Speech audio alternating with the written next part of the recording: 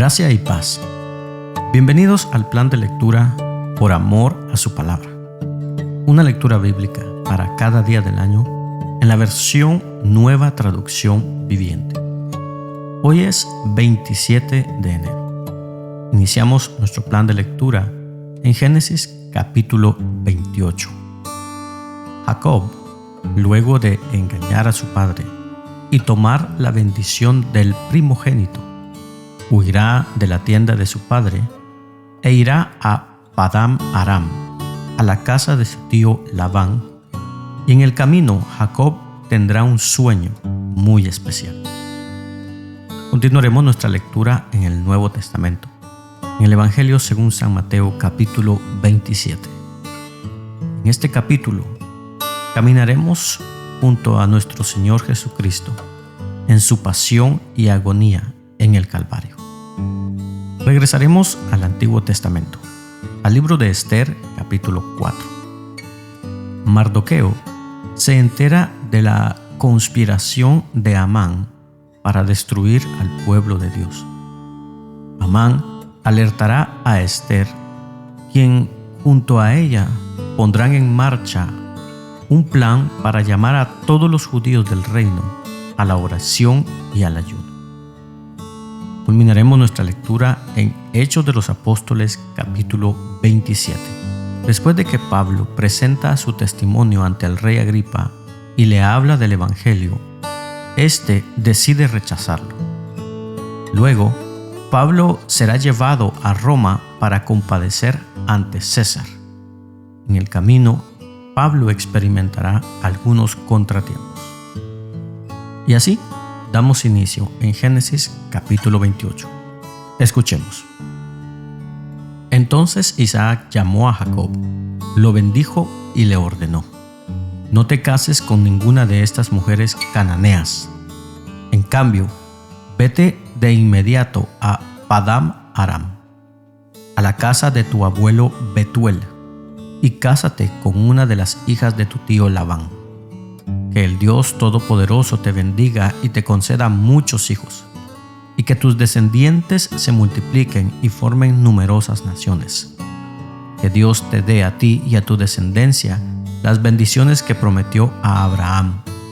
Que llegues a ser dueño de esta tierra donde ahora vives como extranjero, porque Dios le entregó esta tierra a Abraham. Así que Isaac despidió a Jacob, y él se fue a Padán Aram a quedarse con su tío Labán, hermano de su madre, hijo de Betuel el arameo. Esaú se enteró de que su padre Isaac había bendecido a Jacob y lo había enviado a Padán Aram para que encontrara una esposa, y que le había advertido a Jacob: no te cases con una mujer cananea. También supo que Jacob había obedecido a sus padres y se había ido a Padán Aram. A Esaú ya no le quedaban dudas de que a su padre no le agradaban las mujeres cananeas del lugar. Por lo tanto, fue a visitar a la familia de su tío Ismael y se casó con una de las hijas de Ismael, además de las esposas que ya tenía. Su nueva esposa se llamaba Maalat. Era hermana de Nebaiot e hija de Ismael, el hijo de Abraham. Mientras tanto, Jacob salió de Beerseba y viajó hacia Harán. A la caída del sol, llegó a un buen lugar para acampar y se quedó allí a pasar la noche. Jacob encontró una piedra donde reposar su cabeza y se acostó a dormir. Mientras dormía, soñó con una escalera que se extendía desde la tierra hasta el cielo, y vio a los ángeles de Dios que subían y bajaban por ella.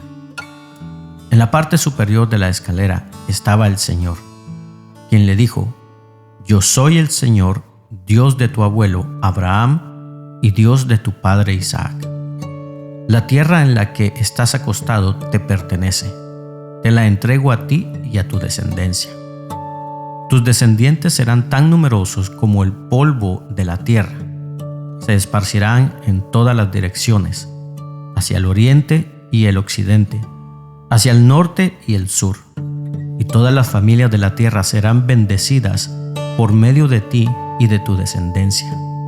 Además, yo estoy contigo y te protegeré donde quiera que vayas. Llegará el día en que te traeré de regreso a esta tierra. No te dejaré hasta que haya terminado de darte todo lo que te he prometido. Entonces Jacob se despertó del sueño y dijo: ciertamente el Señor está en este lugar, y yo ni me di cuenta. Pero también tuvo temor y dijo: qué temible es este lugar. No es ni más ni menos que la casa de Dios, la puerta misma del cielo. A la mañana siguiente, Jacob despertó muy temprano e erigió como columna conmemorativa la piedra en la que había reposado la cabeza, y después derramó aceite de oliva sobre ella. Llamó a aquel lugar Betel, que significa casa de Dios, aunque antes se llamaba Luz. Luego Jacob hizo el siguiente voto: si Dios en verdad está conmigo y me protege en este viaje, y si Él me provee de comida y de ropa, y si yo regreso sano y salvo a la casa de mi padre, entonces el Señor ciertamente será mi Dios, y esta piedra que levanté como columna conmemorativa será un lugar de adoración a Dios, y yo le daré a Dios 1/10 parte de todo lo que Él me dé. Continuamos nuestra lectura en el Nuevo Testamento, en el Evangelio de Mateo, capítulo 27, y caminemos junto a nuestro Señor Jesucristo en su pasión y agonía en el Calvario. Muy temprano por la mañana, los principales sacerdotes y los ancianos del pueblo se juntaron nuevamente para tramar de qué manera ejecutar a Jesús. Luego lo ataron, se lo llevaron y lo entregaron a Pilato, el gobernador romano. Cuando Judas, quien lo había traicionado, se dio cuenta de que habían condenado a muerte a Jesús, se llenó de remordimiento. Así que devolvió las 30 piezas de plata a los principales sacerdotes y a los ancianos. He pecado, declaró, porque traicioné a un hombre inocente. ¿Qué nos importa?, contestaron. Ese es tu problema. Entonces Judas tiró las monedas de plata en el templo, salió y se ahorcó. Los principales sacerdotes recogieron las monedas. No sería correcto poner este dinero en el tesoro del templo, dijeron, ya que se usó para pagar un asesinato. Luego de discutir unos instantes, finalmente decidieron comprar el campo del alfarero y convertirlo en un cementerio para extranjeros. Por eso todavía se llama el campo de sangre.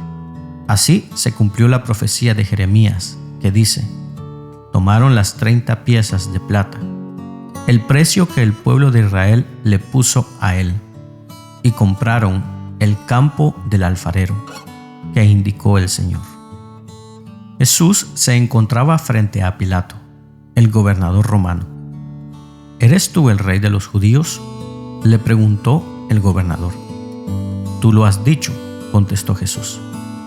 Entonces, cuando los principales sacerdotes y los ancianos presentaron sus acusaciones contra él, Jesús guardó silencio. ¿No oyes todas las acusaciones que presentan en tu contra?, le preguntó Pilato. Para sorpresa del gobernador, Jesús no respondió a ninguno de esos cargos. Ahora bien, era costumbre del gobernador cada año, durante la celebración de la Pascua, poner en libertad a un preso, el que la gente quisiera, y entregarlo a la multitud. Ese año había un preso de mala fama, un hombre llamado Barrabás. Al reunirse la multitud frente a la casa de Pilato aquella mañana, él les preguntó: ¿a quién quieren que ponga en libertad? ¿A Barrabás o a Jesús, llamado el Mesías? Él sabía muy bien que los líderes religiosos judíos habían arrestado a Jesús por envidia. Justo en ese momento, cuando Pilato estaba sentado en el tribunal, su esposa le envió el siguiente mensaje: deja en paz a ese hombre inocente. Anoche sufrí una pesadilla terrible con respecto a él. Mientras tanto, los principales sacerdotes y los ancianos persuadieron a la multitud para que pidiera la libertad de Barrabás y que se ejecutara a Jesús. Así que el gobernador volvió a preguntar: ¿a cuál de estos dos quieren que les deje en libertad? A Barrabás, contestó la multitud a gritos. Entonces, ¿qué hago con Jesús, llamado el Mesías?, preguntó Pilato. Crucifícalo, le contestaron a gritos. ¿Por qué?, insistió Pilato. ¿Qué crimen ha cometido? Pero la turba rugió aún más fuerte: crucifica. Pilato vio que no lograba nada y que se armaba un disturbio, así que mandó a buscar un recipiente de agua y se lavó las manos delante de la multitud, a la vez que decía: soy inocente de la sangre de este hombre. La responsabilidad es de ustedes. Y la gente respondió a gritos: nos haremos responsables de su muerte, nosotros y nuestros hijos. Así que Pilato dejó a Barrabás en libertad, mandó azotar a Jesús con un látigo que tenía puntas de plomo y después lo entregó a los soldados romanos para que lo crucificaran. Algunos de los soldados del gobernador llevaron a Jesús al cuartel y llamaron a todo el regimiento. Le quitaron la ropa y le pusieron un manto escarlata. Armaron una corona con ramas de espinos y se la pusieron en la cabeza y le colocaron una caña de junco en la mano derecha como si fuera un cetro. Luego se arrodillaron burlonamente delante de él mientras se mofaban: ¡Viva el rey de los judíos! Lo escupieron, le quitaron la caña de junco y lo golpearon en la cabeza con ella. Cuando al fin se cansaron de hacerle burla, le quitaron el manto y volvieron a ponerle su propia ropa. Luego lo llevaron para crucificarlo. En el camino se encontraron con un hombre llamado Simón, quien era de Cirene, y los soldados lo obligaron a llevar la cruz de Jesús. Salieron a un lugar llamado Gólgota, que significa lugar de la calavera. Los soldados le dieron a Jesús vino mezclado con hiel amarga, pero cuando la probó, se negó a beberla. Después de clavarlo en la cruz, los soldados sortearon su ropa tirando los dados. Luego se sentaron alrededor e hicieron guardia mientras él estaba colgado allí. Encima de la cabeza de Jesús colocaron un letrero que anunciaba el cargo en su contra. Decía: este es Jesús, el rey de los judíos. Con él crucificaron a dos revolucionarios, uno a su derecha y otro a su izquierda. La gente que pasaba por allí gritaba insultos y movía la cabeza en forma burlona. Pero mírate ahora, le gritaban. Dijiste que ibas a destruir el templo y a reconstruirlo en 3 días. Muy bien, si eres el Hijo de Dios, sálvate a ti mismo y bájate de la cruz. Los principales sacerdotes, los maestros de la ley religiosa y los ancianos también se burlaban de Jesús. Salvó a otros, se mofaban, pero no puede salvarse a sí mismo. ¿Con que es el rey de Israel? ¿No? Que baje de la cruz ahora mismo y creeremos en él. ¿Confió en Dios? Entonces, que Dios lo rescate ahora si lo quiere. Pues dijo: soy el Hijo de Dios. Hasta los revolucionarios que estaban crucificados con Jesús se burlaban de él de la misma manera. Al mediodía, la tierra se llenó de oscuridad hasta las 3 de la tarde. A eso de las 3 de la tarde, Jesús clamó en voz fuerte: Elí, Elí, lema sabactani, que significa: Dios mío, ¿por qué me has abandonado? Algunos que pasaban por allí entendieron mal y pensaron que estaba llamando al profeta Elías. Uno de ellos corrió y empapó una esponja en vino agrio, la puso sobre una caña de junco y la levantó para que pudiera beber. Pero los demás dijeron: «Espera, a ver si Elías viene a salvarlo». Entonces Jesús volvió a gritar y entregó su espíritu. En ese momento, la cortina del santuario del templo se rasgó en dos, de arriba abajo.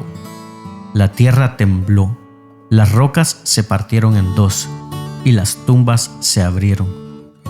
Los cuerpos de muchos hombres y mujeres justos que habían muerto resucitaron. Salieron del cementerio luego de la resurrección de Jesús, entraron en la santa ciudad de Jerusalén y se aparecieron a mucha gente. El oficial romano y los otros soldados que estaban en la crucifixión quedaron aterrorizados por el terremoto y por todo lo que había sucedido. Dijeron: «Este hombre era verdaderamente el Hijo de Dios». Muchas mujeres que habían llegado desde Galilea con Jesús para cuidar de él miraban de lejos. Entre ellas estaban María Magdalena, María, la madre de Santiago y José, y la madre de Santiago y Juan, los hijos de Zebedeo. Al acercarse la noche, José, un hombre rico de Arimatea, que se había convertido en seguidor de Jesús, fue a ver a Pilato y le pidió el cuerpo de Jesús. Pilato emitió una orden para que se lo entregaran. José tomó el cuerpo y lo envolvió en un largo lienzo de lino limpio. Lo colocó en una tumba nueva, su propia tumba que había sido tallada en la roca. Luego hizo rodar una gran piedra para tapar la entrada y se fue. Tanto María Magdalena como la otra María estaban sentadas frente a la tumba y observaban. Al día siguiente, que era el día de descanso, los principales sacerdotes y los fariseos fueron a ver a Pilato. Le dijeron: «Señor, recordamos lo que dijo una vez ese mentiroso cuando todavía estaba con vida. Luego de 3 días resucitaré de los muertos. Por lo tanto, le pedimos que selle la tumba hasta el 3er día. Eso impedirá que sus discípulos vayan y roben su cuerpo, y luego le digan a todo el mundo que él resucitó de los muertos. Si eso sucede, estaremos peor que al principio». Pilato les respondió: «Tomen guardias y aseguren la tumba lo mejor que puedan». Entonces ellos sellaron la tumba y pusieron guardias para que la protegieran. Regresamos al Antiguo Testamento, al libro de Esther, capítulo 4, y escuchemos acerca de la conspiración de Amán y el plan de Esther y Mardoqueo para salvar a los judíos. Cuando Mardoqueo se enteró de todo lo que había ocurrido, se rasgó su ropa, se vistió de tela áspera, se arrojó ceniza y salió por la ciudad llorando a gritos con un amargo lamento. Llegó hasta la puerta del palacio porque no se permitía que nadie entrara por la puerta del palacio vestido de luto. A medida que la noticia del decreto real llegaba a todas las provincias, había más duelo entre los judíos. Ayunaban, lloraban y se lamentaban, y muchos se vestían con tela áspera y se acostaban sobre ceniza. Cuando las doncellas y los eunucos de la reina Esther se le acercaron y le contaron lo de Mardoqueo, ella se angustió profundamente. Le envió ropa para reemplazar la tela áspera, pero él la rechazó. Luego Esther llamó a Atac, uno de los eunucos del rey, que había sido designado para su asistente. Le ordenó que fuera a ver a Mardoqueo y averiguara qué era lo que le preocupaba y por qué estaba de luto. Entonces Atac salió a buscar a Mardoqueo a la plaza, frente a la puerta del palacio. Mardoqueo lo puso al tanto de todo lo que había pasado. Hasta le dijo el monto exacto de dinero que Amán había prometido depositar en la tesorería del reino para la destrucción de los judíos. Mardoqueo le entregó a Atac una copia del decreto emitido en Susa, que ordenaba la muerte de todos los judíos. Le pidió a Atac que se lo mostrara a Ester y le explicara la situación.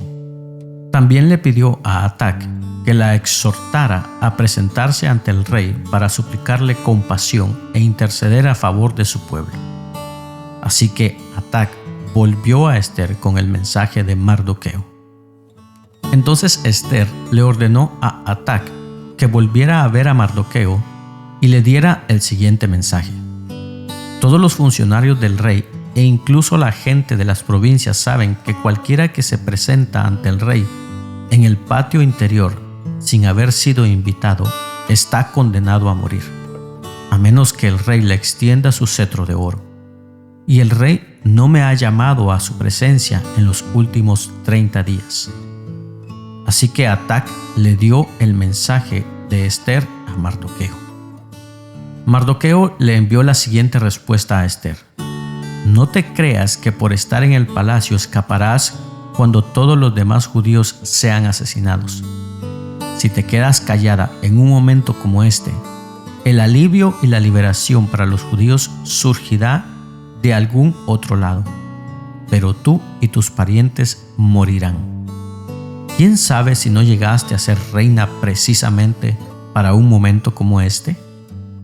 Entonces Ester envió la siguiente respuesta a Mardoqueo: ve y reúne a todos los judíos que están en Susa y hagan ayuno por mí.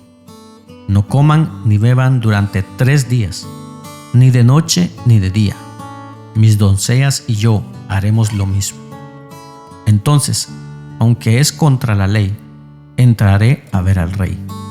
Si tengo que morir, moriré.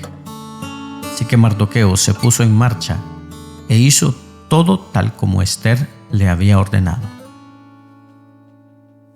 Culminamos nuestra lectura el día de hoy en el libro de Hechos de los Apóstoles, capítulo 27, y acompañemos a Pablo en su traslado a Roma. Cuando llegó el tiempo, zarpamos hacia Italia. A Pablo y a varios prisioneros más los pusieron bajo la custodia de un oficial romano llamado Julio, un capitán del regimiento imperial. También nos acompañaron Aristarco, un macedonio de Tesalónica. Salimos en un barco matriculado en el puerto de Adramitio, situado en la costa noroccidental de la provincia de Asia. El barco tenía provisto hacer varias paradas en distintos puertos a lo largo de la costa de la provincia. Al día siguiente, cuando atracamos en Sidón, Julio fue muy amable con Pablo y le permitió desembarcar para visitar a sus amigos, a fin de que ellos pudieran proveer a sus necesidades. Desde ahí nos hicimos a la mar y nos topamos con fuertes vientos de frente que hacían difícil mantener el barco en curso. Así que navegamos hacia el norte de Chipre, entre la isla y el continente. Navegando en mar abierto, pasamos por la costa de Cilicia y Panfilia y desembarcamos en Mira, en la provincia de Licia. Allí, el oficial al mando encontró un barco egipcio de Alejandría con destino a Italia y nos hizo subir a bordo. Tuvimos que navegar despacio por varios días y, después de serias dificultades, por fin nos acercamos a Gnido.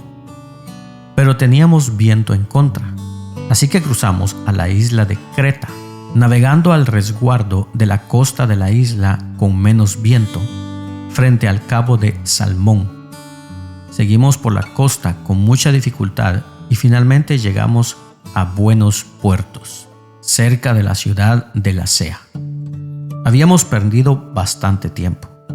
El clima se ponía cada vez más peligroso para viajar por mar, porque el otoño estaba muy avanzado, y Pablo comentó eso con los oficiales del barco. Les dijo: señores, creo que tendremos problemas más adelante si seguimos avanzando. Naufragio, pérdida de la carga y también riesgo para nuestras vidas. Pero el oficial a cargo de los prisioneros les hizo más caso al capitán y al dueño del barco que a Pablo, ya que Buenos Puertos era un puerto desprotegido, un mal lugar para pasar el invierno. La mayoría de la tripulación quería seguir hasta Fenice, que se encuentra más adelante en la costa de Creta, y pasar el invierno allí. Fenice era un buen puerto, con orientación solo al suroccidente y al noroccidente. Cuando un viento suave comenzó a soplar desde el sur, los marineros pensaron que podrían llegar a salvo. Entonces levaron anclas y navegaron cerca de la costa de Creta. Pero el clima cambió abruptamente y un viento huracanado, llamado nororiente, sopló sobre la isla y nos empujó a mar abierto. Los marineros no pudieron girar el barco para hacerle frente al viento, así que se dieron por vencidos y se dejaron llevar por la tormenta. Navegamos al resguardo del lado con menos viento de una pequeña isla llamada Cauda, donde con gran dificultad subimos a bordo el bote salvavidas que era remolcado por el barco. Después, los marineros ataron cuerdas alrededor del casco del barco para reforzarlo. Tenían miedo de que el barco fuera llevado a los bancos de arena de Sirte, frente a la costa africana, así que bajaron el ancla flotante para disminuir la velocidad del barco y se dejaron llevar por el viento. El próximo día, como la fuerza del vendaval seguía azotando el barco, la tripulación comenzó a echar la carga por la borda. Luego, al siguiente día, hasta arrojaron al agua parte del equipo del barco. La gran tempestad rugió durante muchos días, ocultó el sol y las estrellas, hasta que al final se perdió toda esperanza. Nadie había comido en mucho tiempo. Finalmente, Pablo reunió a la tripulación y le dijo: «Señores, ustedes deberían haberme escuchado al principio y no haber salido de Creta. Así se hubieran evitado todos estos daños y pérdidas. Pero anímense, ninguno de ustedes perderá la vida, aunque el barco se hundirá. Pues anoche un ángel del Dios a quien pertenezco y a quien sirvo estuvo a mi lado y dijo: Pablo, no temas, porque ciertamente serás juzgado ante el César. Además, Dios en su bondad ha concedido protección a todos los que navegan contigo.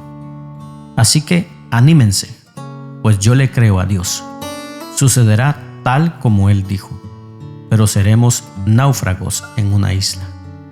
Como a la medianoche de la 14ª noche de la tormenta, mientras los vientos nos empujaban por el mar Adriático, los marineros presintieron que había tierra cerca.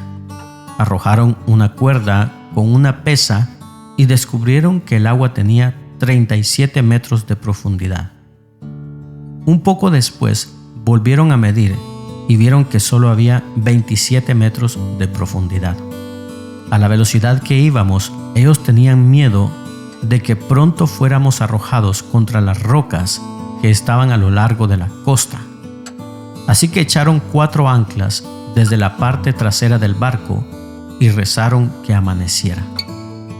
Luego los marineros trataron de abandonar el barco.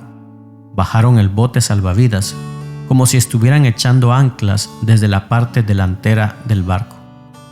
Así que Pablo les dijo al oficial al mando y a los soldados: «Todos ustedes morirán a menos que los marineros se queden a bordo». Entonces los soldados cortaron las cuerdas del bote salvavidas y lo dejaron a la deriva. Cuando comenzó a amanecer, Pablo animó a todos a que comieran.